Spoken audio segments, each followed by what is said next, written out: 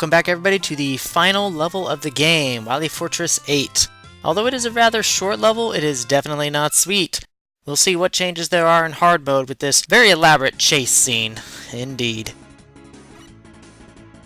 So starting off, we have a rather harsh Quickman-like segment, even harder than the one found in Megaman stage, because you have very little room for error, including getting that energy tank there.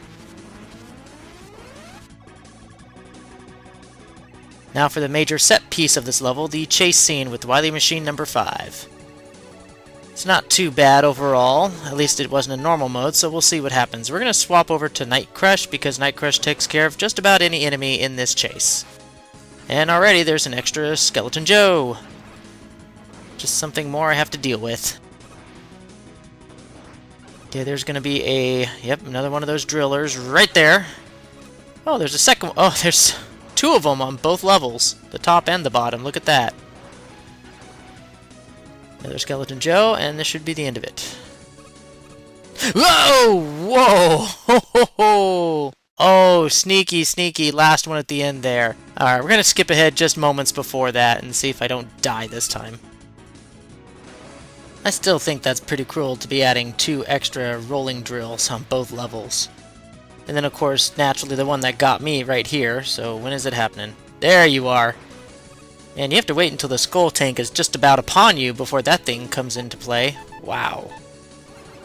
So let's just hurry on through this area. Don't need to wait here any longer.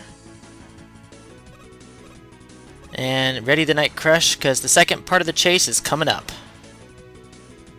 Okay, I don't really trust this jump. You have to wait for the tank to get really close to you. So I'm just going to tornado blow across. Makes it so much simpler. Oh wow, there's an extra one of those things.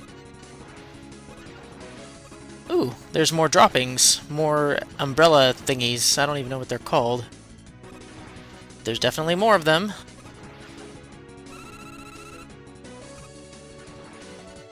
Okay, yeah, they're all over the place. Whoa, hey! No fair. No fair at all. Oh, man. Come on now. I'm not trusting anything in this level. Is there another one going to be happening? Okay, whew. There's no more. Gosh. That was bad.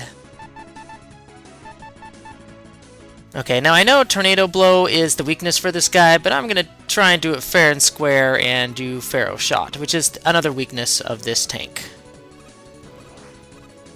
So, and probably dodge better than that. I'm doing terrible. As long as I charge it up, I should do more damage output than he's doing to me. Yeah, I just got to keep this up. One more hit should do it. There we go. Overall, this tank boss isn't too easy, despite the fact it's insta-kill if you touch it.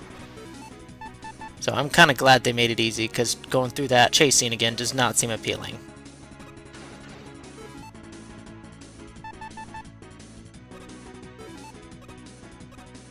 I think I want the Night Crush. Probably going to use that more often in the final battle than anything else.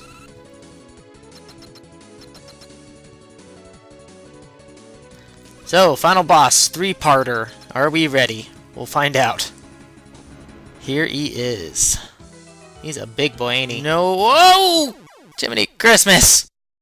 Oh, just one silly mistake, and that was it. He got me good. Okay, second try. Let's do this again.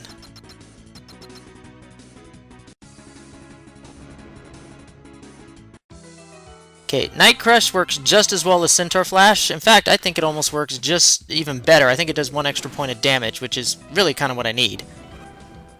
So to avoid his shots, you kind of have to jump as soon as he lands, so the why did I walk into him? Why did I do that? So the bolts fly off in the direction you're in, right as he's landing. Now this one, it's a little bit harder. You want to go as far out as possible and then slide back towards him underneath the beams, and I'm not doing a good job showing this, but that's what you're supposed to do right there. Yeah, just like that.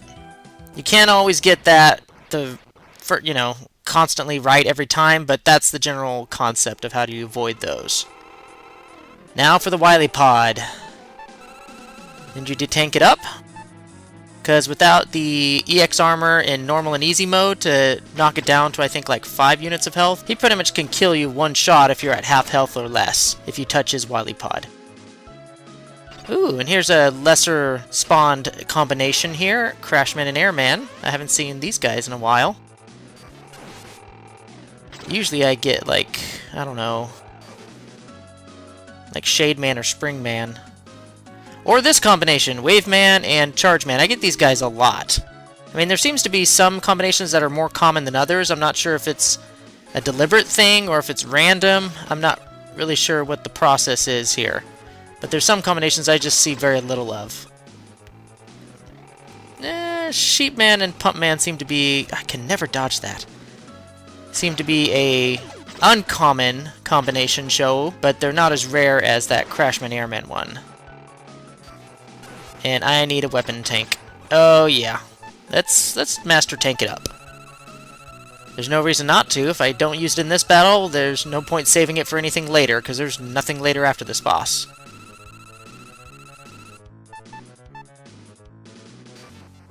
And that was dumb. Ooh, now this is a rare one. Dustman, Ringman, one of the hardest flippin' combinations ever. If anyone can properly dodge that, please let me know and show me a video, because that would be awesome.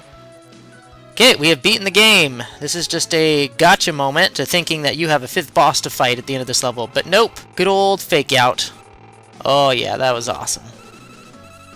Alright, I'm going to end this commentary right now, and I'm going to switch over to a post-commentary analysis of the video, of the game, actually, in hard mode. So, we'll see you in just a couple seconds with my post-commentary analysis.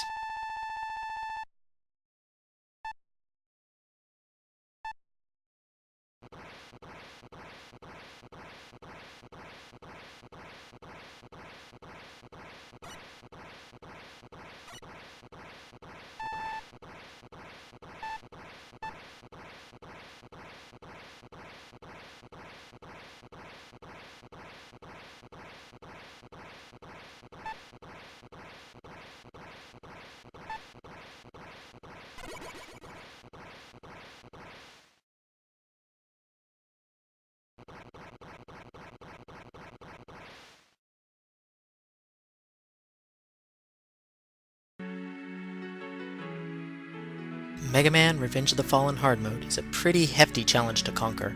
If I had to rate at all the major point of difficulty of this mode, it would be the starting off point. There are so many combinations and paths to take in the 10 Robot Master stages, and none are purely optimal either. It is honestly up to each individual player what he or she deems important enough to acquire first. I chose Tornado Blow and Rush Jet first, which opened up a whole slew of upgrades and tanks I wanted to get straight from the start. If there was one thing that jacked this game's difficulty rating up in hard mode, it was trying to get your foot in the door. Once you got a few Robot Master weapons and upgrade tanks under your belt, you were set for the remainder of the game. This game truly is RPG-like in nature, where you start off rather weak as a player, and over the course of the game, through allocation of items, weapons, and upgrades, you become so powerful that even the tough Wily Fortress stages become rather tame by comparison. Indeed, if you manage to get all the upgrades this game has to offer and use every weapon in your arsenal to its fullest and every beneficial enemy encounter, you are severely overpowered in this game. I feel like the game was meant to be played in hard mode to fully appreciate all the upgrades and weapons you acquire, because as it is, the normal and easy modes are a joke with them. With hard mode, these seemingly superfluous extras actually make sense. Looking back on it, I feel bad at doing the Wily Fortress in stages rather than in one fell swoop. It didn't get me to fully appreciate its difficulty with balancing all the weapon energies across 8 different fortress levels. If I had that extra wrinkle of tactical decision-making added to the mix, I think it would have added a lot more stress and difficulty to the final few fortress stages. Despite this, I don't believe it would have upped my final score tally for hard mode of this any. Why? Because of the weapon tanks I acquired. With 2 W tanks and 1 imp tank at my disposal and the potential to earn more with point scores, losing all weapon energy isn't exactly an issue since I can refill the ones I need. Maybe even better, with Wily Fortress Stage 4, where I mentioned earlier, is basically one big energy refueling spot, paced perfectly at the midway point of the fortress. So other than the Robot Rematch stage and beyond, I don't believe weapon energy balancing would have been too bad an issue here in hard mode. Finally, the creator, Dark Flame Wolf, claims to have beaten hard mode with Buster only. Taking that at literal face value, I'm going to assume no upgrades or tanks either, since many of those require weapons other than the Buster to acquire. Granted, I'm sure Darkflame Wolf trusted all of her alternate routes with Buster Only as well, but that's beside the point. So, if I were to give the game a score based on that harsh limitation of Buster Only with no possibility of using weapons upgrades to make it easier on myself, I'd give this game's hard mode a 9, or even possibly even a 10 out of 10. I'm not sure if I'd even be able to complete it like that. Thankfully, my goal for this run was just to complete hard mode using whatever means necessary to do so. Since I had access to upgrades and tanks, the game became significantly easier as I progressed. For that, the final score must be dropped to a 6 out of 10, with the majority of that rating going to just getting your foot in the door with hard mode as stated earlier. I wish I could give it more because it's quite punishing, but you are simply too overpowered by the end of the game that I simply don't feel right giving it any more. With this game out of the way, I can safely say I'm done, and I won't be coming back to it for a very long time to come. I'm looking ahead to the next big adventure in the Mega Man universe, Mega Man 3. I don't know when I'll tackle it, but it'll be sometime later this year after some of my other bigger projects. I'm actually looking forward to it. It was the very first Mega Man game I've ever played in my life. So, you know, going back to all the nostalgia when I first was introduced to Mega Man, it's going to be pretty exciting for me. So be on the lookout for that. So until next time, see you later.